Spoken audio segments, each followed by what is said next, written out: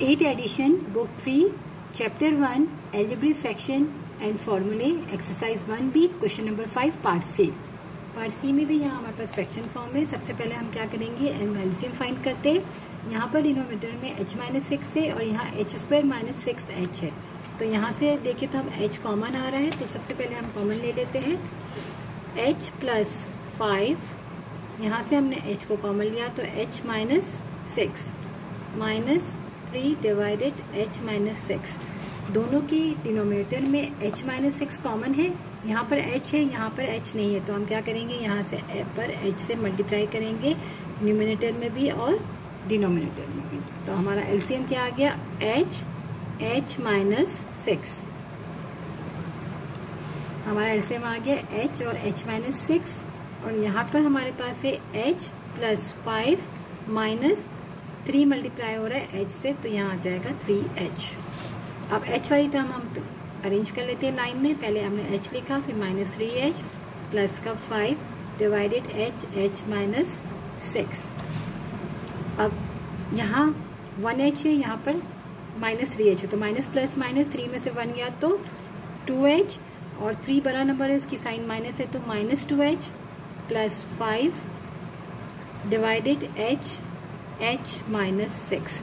अब स्टार्टिंग में यहाँ पर नेगेटिव साइन आ रही है, तो हम क्या करेंगे, नेगेटिव वाले को हम बाद में लिखेंगे, पॉजिटिव वाले को हम स्टार्टिंग में कर देंगे। तो 5 पॉजिटिव हमने पहले लिख लिया, -2h 5 - 2h divided h - 6 answer. Part D में भी हमारे पास यहाँ पर फ्रैक्शन फॉर्म है, और यहाँ पर हमारे पास 3 टर्म्स दी हुई है। तो यहाँ पर डिनोमिनेटर में m है, यहाँ m - 4 है, और यहाँ m - 3 है। तो तीनों जो है वो डिफरेंट है। जैसे अगर मैं बोलूँ यहाँ पर 2 है, डिवाइड में यहाँ पर 3 है और यहाँ पर 5 है, तो 2, 5 और 3 जो है वो तीनों डिफरेंट टेबल में, 2, 3 और 5। तो हम क्या करते हैं, सेम उसी तरह हम यहाँ पर भी करेंगे। जैसे यहाँ पर वेरिएबल के साथ है, तो यहाँ m है, यहाँ m - 4 है, यहाँ m - 3, तो तीनों डिफरेंट है। तो इसके पास जो है सिर्फ m है, ये दोनों नहीं है, तो ये दोनों इससे मल्टीप्लाई में भी आ जाएंगे, यहाँ पर भी मल्टीप्लाई में। और यहाँ पर m - 4 है, तो यहाँ पर m और m - 3 आ जाएगा, और यहाँ पर m - 3 है डिवाइड में, तो ये दोनों इससे मल्टीप्लाई हो जाएंगे। तो हम यहाँ पर लिख लेते हैं 1/m plus 2/m - 4 plus 3/m - 3। अब हम यहाँ पर इन दोनों से मल्टीप्लाई करेंगे, तो पहले डिनोमिनेटर में तीनों एलसीएम लिख लेते हैं। m भी है, m - 4 भी है, और m - 3 भी है। यहाँ पर 1 है, तो 1 के साथ ये दोनों मल्टीप्लाई हो जाएंगे, m - 4 और m - 3। ये हमने यहाँ तक कर लिया।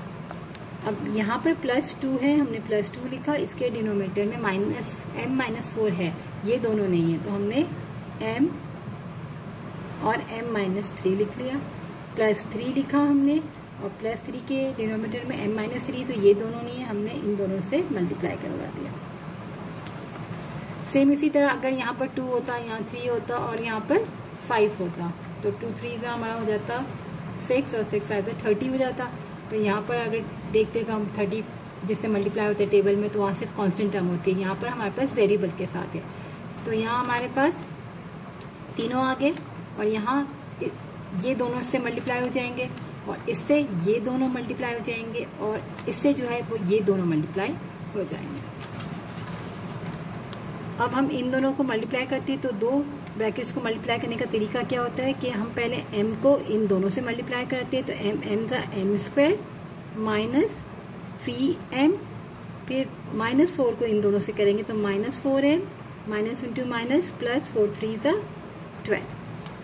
2 ब्रैकेट को कैसे मल्टीप्लाई करते हैं, पहले हम m को इस दोनों से मल्टीप्लाई करेंगे, फिर -4 को इन दोनों से, यानी फर्स्ट वाले को हम ब्रेक कर देते हैं। प्लस अब 2m को हम इस ब्रैकेट से करें, तो 2m का स्क्वायर -2 3 6m, और यहाँ पर 3m को हम मल्टीप्लाई कर देंगे m - 4 से, तो प्लस 3m का square plus minus -3 4 12m divide m m - 4, और m-3। अब हम स्क्वायर वाले लाइन में अरेंज कर लेते हैं। m² plus 2m² plus 3m का square minus 3m minus 4m minus 6m minus 12m और प्लस का 12। m वाली ये दो टर्म थी, ये टर्म थी और ये टर्म थी। डिवाइडेड m माइनस 4 और m माइनस का 3।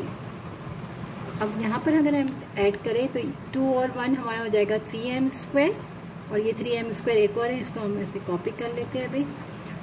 माइनस 3m और माइनस 4m इन दोनों को कर लेते हैं तो माइनस 7m और 6 और 12 को हम कर ले तो कितना हो जाएगा, 6 और 12 करेंगे तो 18m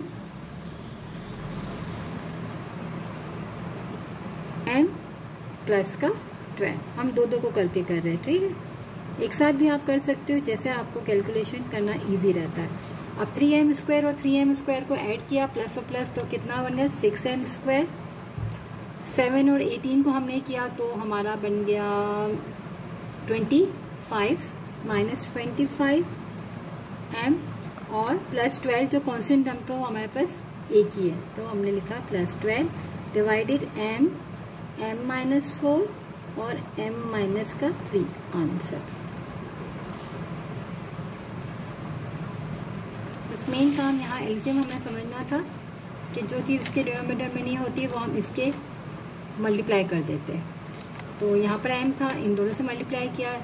यहाँ पर हमारे पास m-4 था तो इन दोनों से मल्टीप्लाई होगा और यहाँ पर m-3 था तो सिर्फ m और m-4 से मल्टीप्लाई करेंगे। तो हमने सिंपल मल्टीप्लाई कर दिया और मल्टीप्लाई करने के बाद जो वेरिएबल वाली टर्म थी पावर स्क्वायर वाली उसको लाइन में अरेंज करके लिखा, फिर m वाली जिसकी पावर 1 थी और फिर कांस्टेंट को फिर आपस में हमने क्या किया, सिंप्लीफाई किया, ऐड और सब्ट्रैक्शन कर दिया। m² को m² के साथ, m वाली टर्म को m के साथ और कांस्टेंट को कांस्टेंट के साथ। तो कांस्टेंट टर्म तो हमारे पास यहाँ एक ही थी 12। तो ये हमारा आंसर आ गया।